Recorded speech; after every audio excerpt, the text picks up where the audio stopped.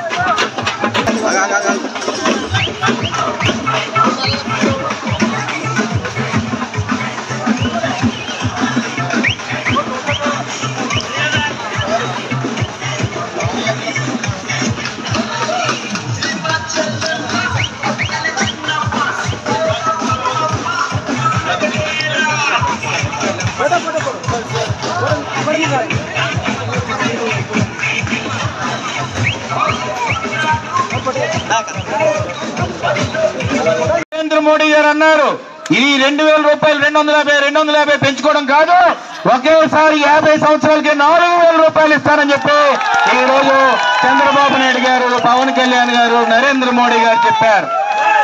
మళ్ళీ ఇంకో విసులుబాటు కల్పించారు. ఎక్కడైనా ఉండండి, హైదరాబాద్ లో కానీ వైజాగ్ లో కానీ మన పిల్లల దగ్గరికి ఎంతమంది పెద్దవాళ్ళు వెళ్తున్నప్పుడు ఇక్కడ వాలంటీర్ ఫోన్ చేసి అమ్మ వచ్చేసండి పెన్షన్ ఇస్తున్నాం ఇంటి దగ్గరికి అని అంటారు కదా, మీరు 3 నెలలు ఎక్కడన్నా ఉండిరండి, 12,000 రూపాయలు మీ చేతికి మీ గడపకి ఇస్తారని చెప్పి చెప్పారు. చాలా మంది అడిగారు నన్ను, ఎలా ఇస్తాడండి చంద్రబాబు నాయుడు 12,000 అంటే నేను ఒకటి అన్నాను, 16,000 కోట్ల అప్పప్పుడు తెలంగాణ నుంచి విడిపోతే ఒక్క సంవత్సరం కూడా మాస్టర్లు కానీ జీతాలు ఆపకుండా, ఎంతో మంది పెన్షన్లు ఆపకుండా, పసుపు కుంకుమ డ్వాక్రా మహిళలకు ఇచ్చి అమరావతి అనే రాజధాని కడతానన్న దమ్మున్న నాయకుడు నారా చంద్రబాబు నాయుడు గారు ఇవ్వకపోతే ఎవడిస్తాడని చెప్పి సందర్భంగా సవరంగా మనం చేసుకుంటున్నాను. ఈ నియోజకవర్గానికి 40 సంవత్సరాల రాజకీయ చరిత్ర అయ్యన్న పాత్ర గారిది.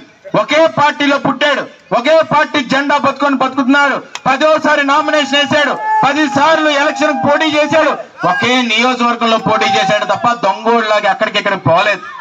అంటే అర్థం ఏంటి? నిజాయితీతో నిక్కచ్చిగా ఈ నర్సీపట్నం నియోజకవర్గానికి అటు ఇచ్చాపురం నుంచి రాయలసీమ వరకు ఎవడన్నా గొంతెత్తి ఇది తప్పు జగన్మోహన్ రెడ్డి అని చెప్పిన ఏకైక దమ్మున్న నాయకుడు అయ్యన్న పాత్ర గారు అని చెప్పి సందర్భంగా గౌరవంగా మనం చేసుకున్నాను. అలాంటి నాయకత్వంలో ఉండవు మన అదృష్టం. అందుకని ఆయన అన్నారు, నేను ఆఖరిసారి పోటీ చేస్తున్నానని చెప్తున్నారు. ఇది ఆఖరిసారి పోటీ చేస్తున్నారు, మళ్ళీ 5 సంవత్సరాల తర్వాత పోటీ చేయనని చెప్పారు. ఈ రోజు చెమ్మచింత గ్రామానికి ఇంత అభివృద్ధి చేసామని మేము ఖచ్చితంగా ఘంటాపదంగా బల్ల గుద్ది చెప్తున్నాం. ఏది వైఎస్ఆర్సీపీ నాయకుని రేపు ఉదయం ప్రెస్ మీట్ పెట్టి ఈ చెమ్మచింతకి ఏం తీసుకొచ్చాడో చెప్పమనండి.